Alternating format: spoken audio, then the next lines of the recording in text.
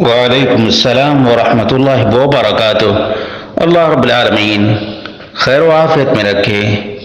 سوال ایک اہم ترین مسئلہ کے سلسلے میں ہے جو عموماً خواتین کو پیش آتا ہے، وہ ہے لیکوریا، سفید پانی بھی جسے کہا جاتا ہے۔ حقیقت یہ ہے کہ یہ بعض خواتین کو انفیکشن کی وجہ سے آنا شروع ہو جاتا ہے، اور اس کی دو قسمیں عام طور پر پائی جاتی ہیں۔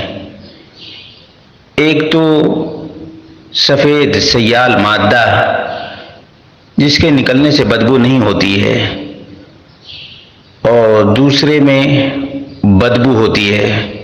بہرحال یہ مرض کی کیفیت ہے، اس کا حکم وہی ہے جو سلس البول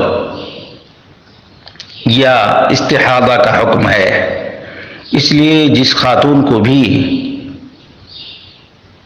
سفید پانی آتا ہو یا لیکوریا کی شکایت ہو، اسے ہر نماز کے لیے وضو کرنا چاہیے، ہر نماز کے لیے وضو کرنا چاہیے۔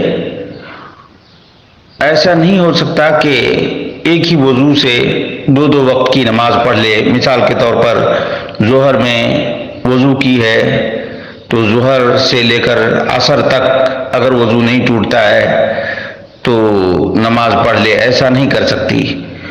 ظہر کے لیے بھی وضو کرے گی اور عصر کے لیے بھی۔ اس طرح سے نماز تو پڑھنا لازم اور ضروری ہے۔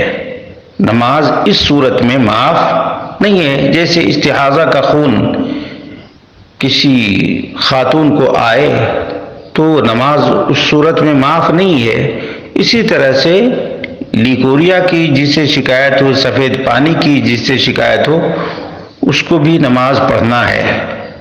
لیکن طریقہ یہ ہے کہ ہر نماز کے لیے وضو کرے گی، ہر نماز کے لیے وضو کرے گی۔